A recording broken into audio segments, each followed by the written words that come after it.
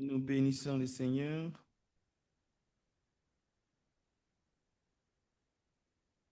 Je remercie le frère Jérémie pour la lecture de ce matin. C'est un texte simple à comprendre, mais quand même qui est très profond. Je vais vous demander de prendre la parole de Dieu avec moi dans la première lettre de Jean au chapitre 2.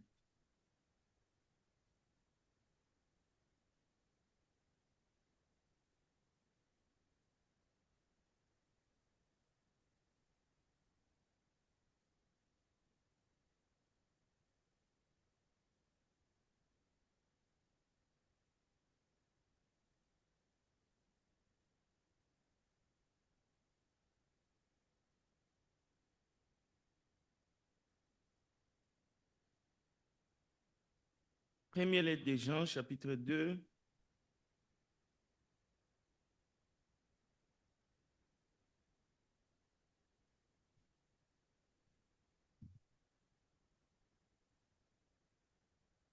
Je vous écris, petits enfants, parce que vos péchés vous sont pardonnés à cause de son nom. Je vous écris, Père, parce que vous avez connu celui qui est dès le commencement.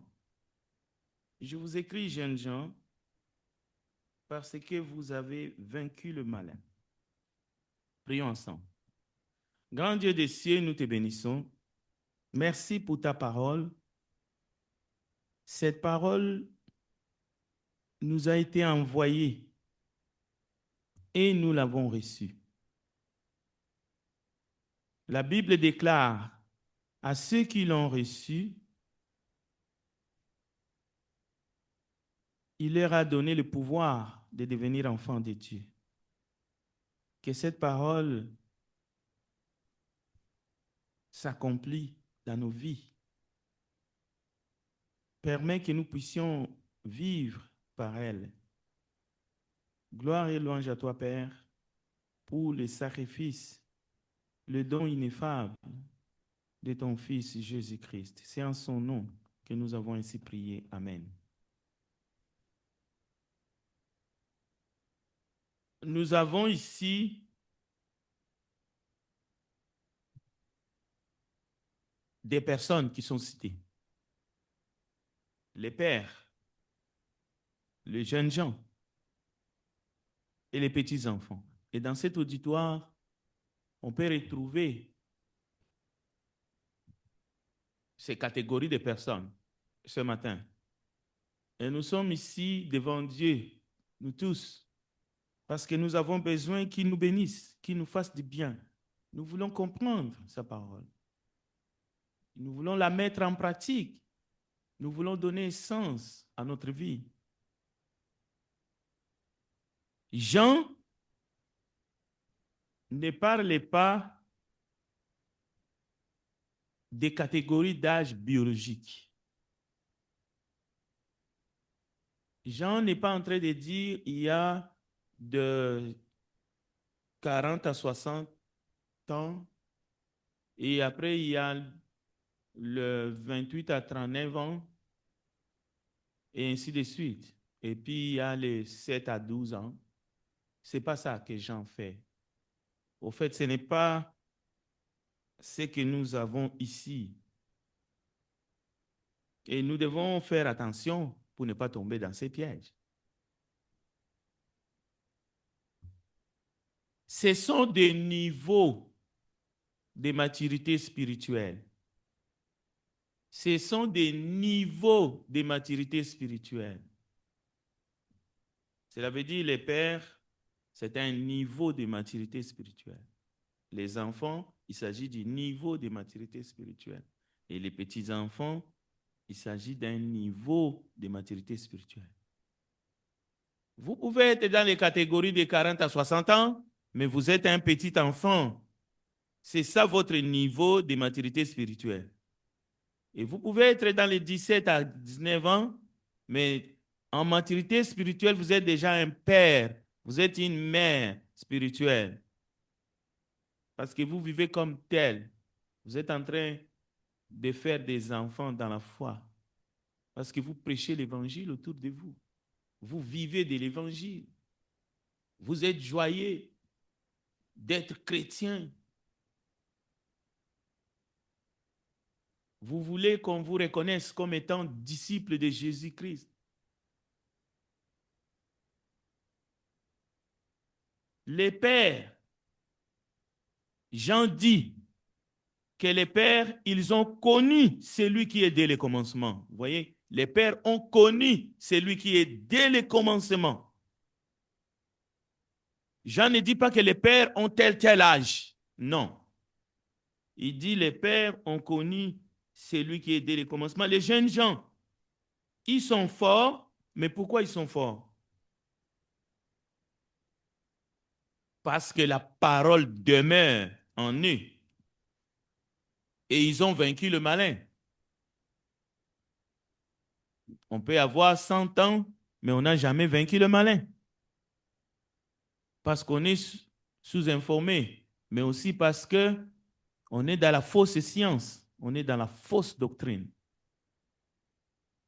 Mais les jeunes gens, ils ont un niveau de maturité spirituelle, ils sont forts, ils demeurent dans la parole demeure en eux et ils ont vaincu le malin. Et les petits-enfants, ils sont petits-enfants parce qu'ils ont connu le Père. Ils ont connu le Père. Israël a passé 400 ans en esclavage. Ils sont sortis de l'esclavage. Ils ont marché dans le désert 40 ans. Ils ne connaissaient pas le Père. Et même plus tard encore, parce que c'est le Seigneur qui est venu nous révéler le Père, Jésus-Christ. Le Fils est descendu des cieux et il nous a révélé le Père. Il nous a révélé l'amour du cœur, dans le cœur du Père. Et nous pouvons maintenant crier Abba, Père. Nous pouvons maintenant nous adresser à lui en disant notre Père qui est dans les cieux. Je ne dis pas qu'il n'était pas en lien avec l'Éternel, le Dieu Tout-Puissant. C'est lui qui les faisait gagner les batailles, les guerres. Il sortait avec eux. Mais il ne les connaissait pas comme père. Un enfant peut naître, grandir sans jamais connaître son père, ni les voir, ni même connaître son nom. Et c'est un manque.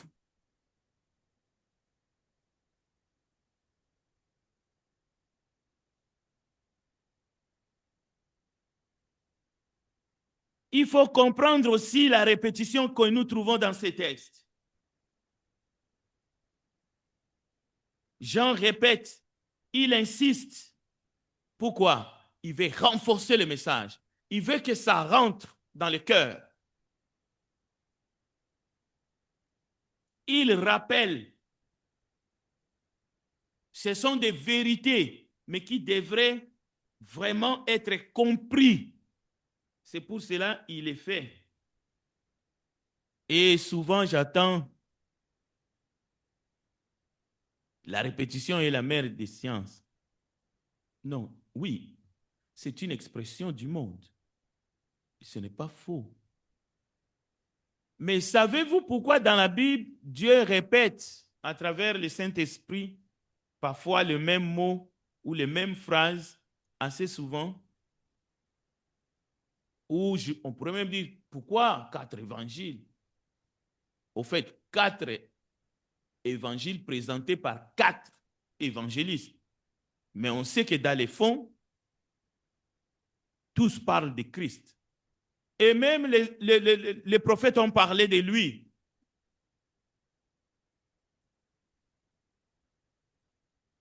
Dieu répète parce que nous oublions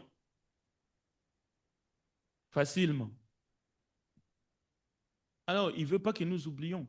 Et Israël oubliait tellement que Dieu était obligé de se répéter à travers Moïse et à travers les autres prophètes.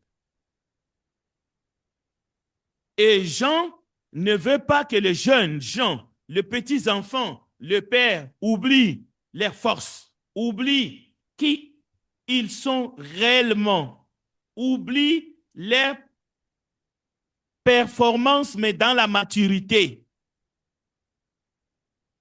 Pas le nombre de jours passés sur la terre, pas le nombre de leurs anniversaires.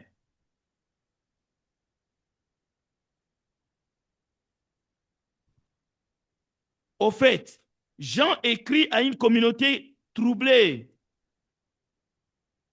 par des douleurs. Il veut les rassurer. Il veut leur rappeler leur identité. Il y a deux sortes d'identité. Vous avez une identité parce que vous portez un passeport. Si vous en avez à la maison, mais vous pouvez les commander aussi. Et d'ailleurs, il y en a qui ont plusieurs identités. Vous avez une identité d'origine et vous avez une identité pas secondaire, mais que vous avez acquis dans un pays d'accueil ou dans un pays de refuge. Vous avez une autre identité peut-être qui est une identité honoraire qu'on vous a donnée parce que vous avez excellé dans un domaine, par exemple. Mais ici, il s'agit d'une identité spirituelle. Il veut leur rappeler leur identité spirituelle. Donc, vous avez une identité spirituelle. C'est que les gens du monde, les gens qui sont dans la fausse science, les sorciers, ils appellent l'étoile. Et ils voient l'étoile parce qu'ils veulent voler l'étoile. Ils veulent voler votre étoile. Ils appellent ça étoile. Mais dans les Écritures, c'est une identité spirituelle. Le sceau de Dieu. Vous pouvez avoir ce sceau ou vous ne pouvez pas l'avoir. Mais nous pouvons l'avoir parce que nous l'aimons, parce que nous croyons en lui, parce que nous sommes là pour faire sa volonté. Vous êtes vraiment de Dieu. C'est ça le message central. Jean s'adresse à ces trois groupes de personnes. Il leur dit, vous êtes vraiment à Dieu. Vous lui appartenez. Vous devez le savoir. Et vous devez savoir comment vous progressez. C'est pour cela le sujet, le thème de ces sermons, c'est, je vais le dire ici, je l'ai noté, Dieu veut que tu grandisses.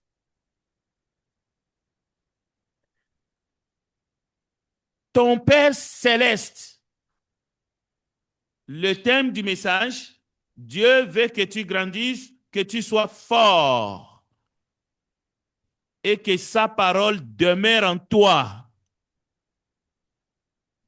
Oui, Dieu veut que tu sois fort. Dieu veut que tu grandisses. Dieu ne veut pas que tu stagnes. Tu restes seulement au même niveau. Oui, vous allez grandir sûrement. Si vous avez 10, 15 ans, vous en aurez 30, 35, vous deviendrez un père. Vous allez avoir des enfants, vous allez faire des enfants, vous allez voir comment c'est. Mais ce n'est pas de cela dont on parle.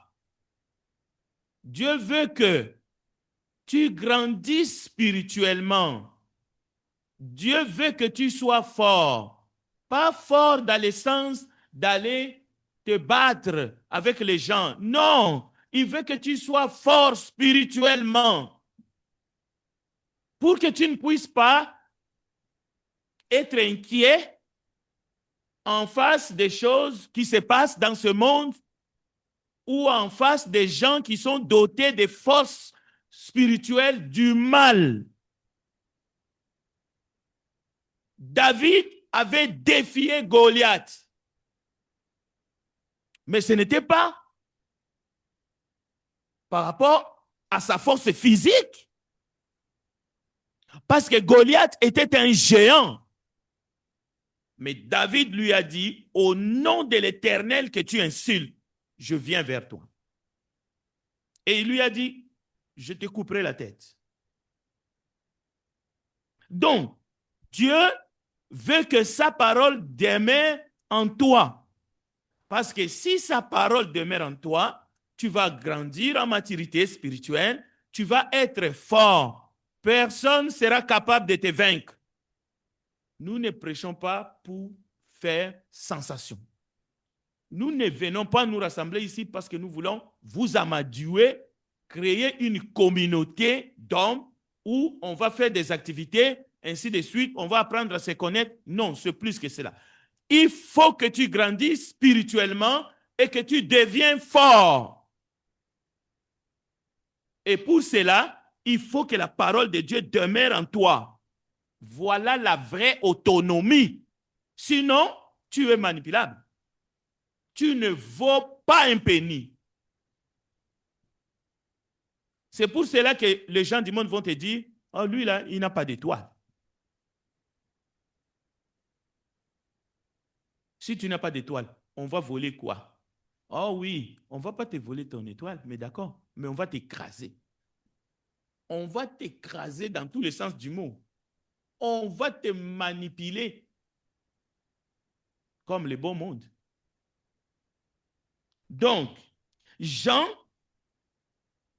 s'adresse justement aux jeunes, mais ce sont des jeunes guerriers. Ce sont des jeunes guerriers spirituellement. Est-ce que tu en fais partie? Ou est-ce que tu as cette envie? Est-ce que tu aspires en venant ici, dimanche après dimanche? Bientôt là, à partir du 15, mercredi soir, on va venir ici. Ça fait des années que nous venons ici. Mais est-ce que spirituellement, tu es parmi les jeunes guerriers? Est-ce que tu refuses les compromis?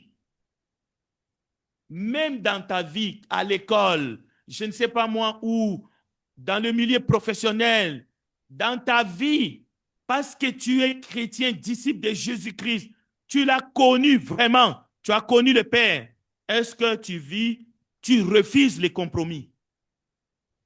Les choses qui te mettent en porte-faux. Lorsqu'on te demande de ne pas plaire à Dieu, est-ce que tu acceptes facilement?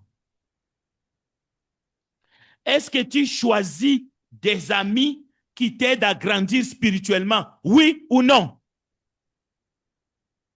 Ou est-ce que toi, tu es en manque d'amis? Alors, n'importe qui vient, je vais être ton ami. Même si, à moins de 60 minutes, il va te dire, insulte cette personne-là. Mais tu restes, c'est mon ami. Je vais le défendre. Moi, je n'ai pas des amis. Alors, comme celui-là est venu, je vais faire avec lui. Jeunes gens, engage-toi à lire la parole chaque jour, pour que tu puisses grandir spirituellement. Tu comptes les anniversaires, mais tu stagnes sur le plan spirituel. Tu es bloqué dans ta maturité spirituelle. Oh oui, je vais me faire baptiser, j'attends.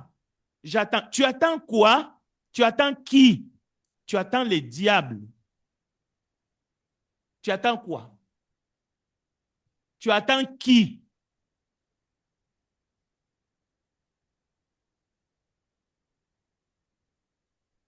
Père, vous avez connu celui qui est dès le commencement. Donc, la maturité spirituelle n'est pas une question d'âge. J'en parle aux pères spirituels. Ce sont ceux qui ont une connaissance profonde de Dieu. Écoutez, vous pensez qu'il faut aller chercher la connaissance dans les universités? Oui, c'est une manière, mais il y a d'autres manières. Je viens de vous lire. Lis la parole. Pose des questions aux gens qui sont autour de vous, que Dieu a mis autour de toi. Pose des questions à papa, à maman. Dérange papa. Qu'est-ce que ça signifie? Dérange maman. Maman, explique-moi ce texte. Je veux savoir. Et si tu as d'autres questions, frère Frédéric, j'ai une question. Qu'est-ce que ça veut dire, ce qui est écrit ici dans la parole de Dieu? Être adulte dans la foi, ça n'a rien à voir que j'ai 40 ans et j'ai passé 30 ans dans l'église. Depuis que je suis né, je vais dans cette église-là. Mais tu rigoles ou quoi? Mais tu es vraiment, je ne sais pas, mais écoute, mais tu es perdu.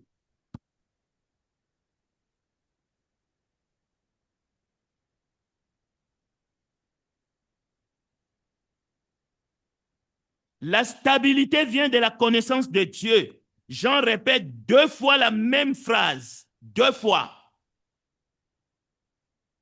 Donc, les adultes spirituels, ce sont des repères dans l'Église. Voilà pourquoi, même, c'est ça l'essence de notre communion fraternelle. Et un adulte spirituel, il est un repère pour les jeunes gens, pour les petits-enfants. Et lorsqu'ils viennent, faites attention, parce que les anges dans les cieux contrôlent. Parce que tu peux donner une fausse information. J'ai voyagé dans un pays, vraiment, je ne citerai pas, mais j'étais étonné, je me perdais tellement. Mais chaque fois, je dirais 4 fois sur 6, lorsque j'ai demandé une direction, on me donnait toujours la fausse information. Jusqu'à ce qu'un frère m'a dit, ne demande pas. Va dans le magasin, achète-toi un map. Tu dois apprendre à lire le map et à t'orienter. Parce que les gens d'ici, ils ont ça. C'est comme, c'est dans notre tradition. Ce n'est pas forcément de la méchanceté. Mais quand tu demandes à quelqu'un la direction ou l'endroit où se trouve tel bureau du gouvernement, il ne va pas te montrer la bonne direction.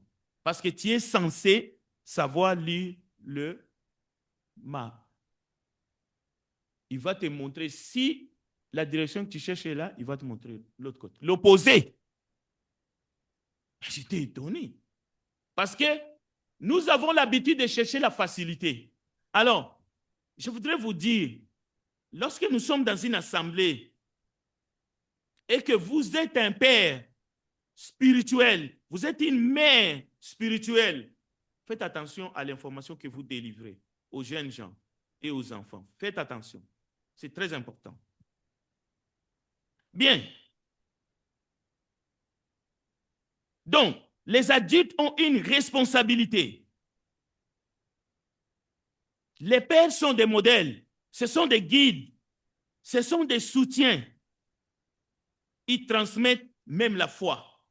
Ils encouragent les jeunes. Ils protègent l'Église. Donc, le message dans 1 Jean chapitre 2, au fait, il s'agit de approfondissez votre connaissance de Dieu, jeunes gens, petits enfants. Vous avez fait un palier, mais continuez, allez-y. Aimez la parole de Dieu. Aimez l'Église de Dieu. Servez Christ le Seigneur. Ne remettez pas toujours à demain ce que vous pouvez faire aujourd'hui spirituellement. Vous êtes séduits déjà. Donc, soyez des mentors, soyez des piliers, soyez des pères et des mères spirituelles. Donc, c'est clair et net. Donc, vous êtes un jeune, mais ce n'est pas que vous êtes un jeune, c'est par rapport à ton âge, non, loin de là. Vous devez continuer à chercher, à connaître toujours Dieu et surtout à vous appliquer. Nous faisons beaucoup de choses. Nous allons à l'école et nous aidons en faisant des travaux à la maison, ainsi de suite. Mais nous avons aussi des distractions. C'est-à-dire que nous avons des jeux, il y en a qui vont au bowling, ainsi de suite. Nous allons au restaurant.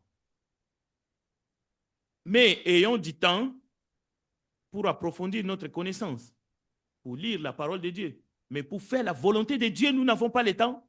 Celui qui remet à demain ce qu'il peut faire aujourd'hui, il n'a pas le temps pour Dieu. Mais il a le temps pour toutes les autres choses. Non, c'est un non-sens. Dieu veut que tu grandisses. Dieu veut que tu sois fort spirituellement. Et Dieu veut que la parole de Dieu demeure en toi.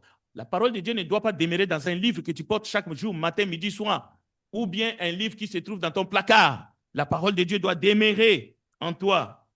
Petits enfants, rachetez les temps. Restez attachés au Père céleste. Jeunes gens, laissez la parole de Dieu demeurer en vous. Père, continuez à connaître Dieu profondément. Et ensemble, grandissons, croissons. Ce n'est pas un travail d'une personne. C'est un travail de tous, de chacun, de chaque membre dans le corps du Christ. Grandissons dans l'amour, grandissons dans la vérité, grandissons dans la maturité.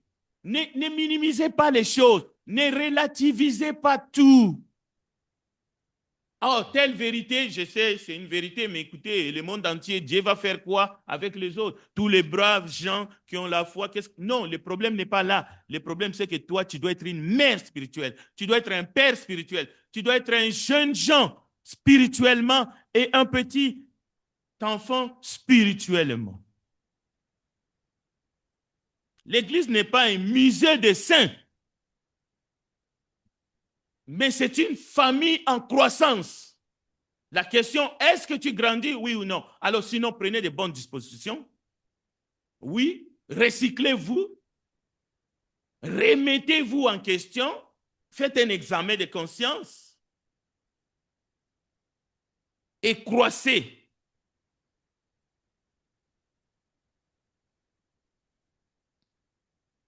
Écoutez, je suis fier d'être chrétien. Et je sais que cela est valable pour chacun ici présent. Mais il y a une fierté qui peut être au fait un mensonge. Parce que si réellement tu es content, que tu es fier de connaître Dieu, de connaître le Christ, cela doit avoir des conséquences dans ta propre vie. Il faut faire des choses qui vont montrer à Dieu que tu l'aimes vraiment, que tu vis aussi pour lui, que tu vis d'abord pour lui. Donc, ne vous laissez pas stationner. Il y a une foi qui est stationnaire. Oui, tu as la foi, c'est vrai. Et je n'ai aucun doute là-dessus. Et c'est peut-être cette foi-là qui t'a porté ce matin jusque-là, où tu es assis et que tu écoutes la parole de Dieu. Mais laisse cette parole te transpercer le cœur.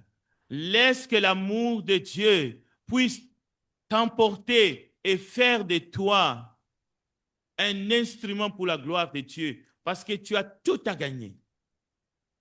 Tu as tout à gagner. Vous avez une responsabilité. Le Seigneur te dit, tu as une responsabilité. Pas seulement dans cette église locale, mais tu as une responsabilité dans le monde. Et tu as une grande responsabilité pour ton âme. L'âme qui vit en toi, l'Esprit de Dieu qui est en toi. Tu as une grande responsabilité. Parce que Dieu ne veut pas que ton âme se perde. Jésus est venu pour sauver les âmes et non pas pour les perdre. Que Dieu bénisse sa parole.